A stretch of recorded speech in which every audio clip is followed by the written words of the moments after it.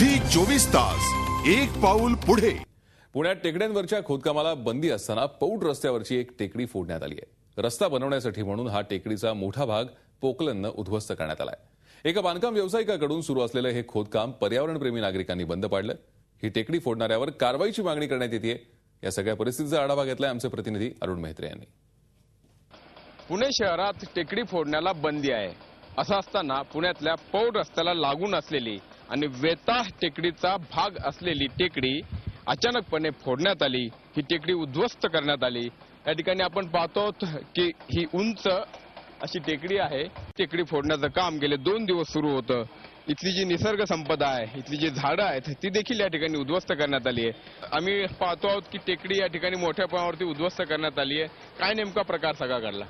टेकडी फोड करत होते, त्यांना याची परवानगी आहे का याची चौकशी केली असता आम्हाला कुठलेही उत्तर मिळाले नाही। त्यावेळेला मी आयुक्त आणि जिल्हाधिकारी यांना फोन करून याची कल्पना दिली। त्यांनी आम्हाला आश्वासन दिलं की आम्ही याच्यावर कारवाई करू आणि त्यानंतर थोड्या वेळाने हे काम बंद झालं। परत काल सकाळी हे काम या ठिकाणी सुरू झालं। त्यावेळेला आम्ही ते काम बंद पाडण्यात हे केलेलं आहे।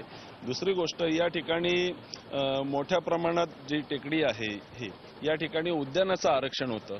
उद्यानाचं आरक्षण उठवून या ठिकाणी व्यापारी संकुलचं आरक्षण करण्यात आलेलं आहे। त्याच्यावर आता शासनाने हरकती मागवलेल्या आहेत। ही टेकडी ज्यांनी कोणी फोडली त्यांच्यावरती कठोरात कठोर कायदेशीर कारवाई होणं गरजेचं आहे।